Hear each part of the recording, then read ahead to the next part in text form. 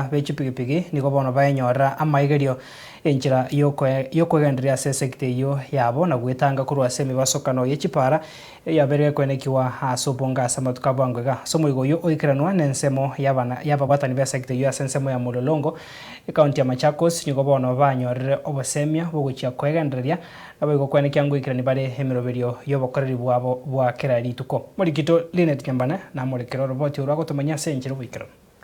Wakati ambao ulikuwa unaona mara matatu zinataka kugoma kwa sababu ya bodaboda ama watu wanachoma magari za watu, sisi kama sekta tumeweza kubadilisha watu wetu mawazo, kuambia kwamba ajali ikitokea hakuna mtu huwa anaamka kwenda kufanya ajali. So tufanye kazi kwa pamoja. We need each other. Matatu penye inaweka mteja ndio tunachukua.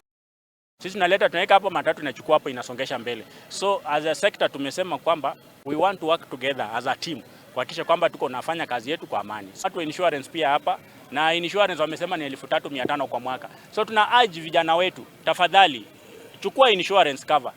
Hata kama ile amelipa mdogo ya shilingi 500 kwa mwezi, inakusaidia wewe na inasaidia ule mtu mwingine. So let's have this insurance covers to protect maisha yetu. Today we are on a financial literacy campaign. Has been spreading across the country.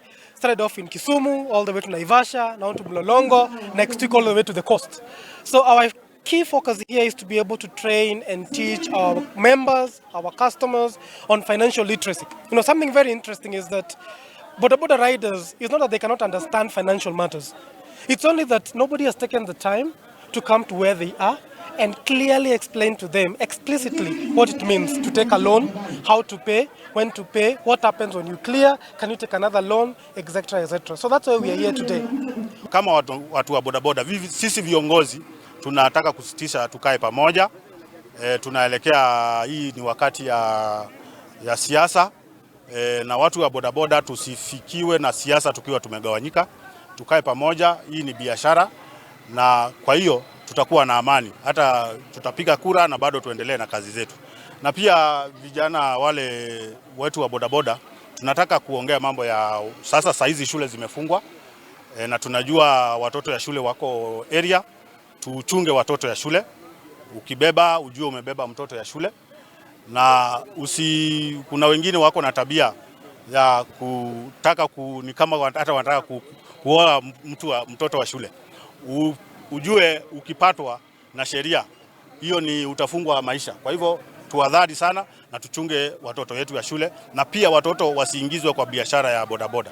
To engage a lot of the boda sector members through the Boda Association of Kenya, and we've been able to see the response. They are very happy and they see it as a way to ensure that when they are old, assuming you turn 60, na uwezi sukuma boda tena, at least uko na kitu kwa mfuko. Wazee wakitokelezea pale, hata wewe unatokelezea. Hakuna kupigia watoto simu kuambia mnajua mimi ndio niliwalea nikawafunza sasa mnafaa mnilee. Hapana, you're able to let your old age benefit from your young age.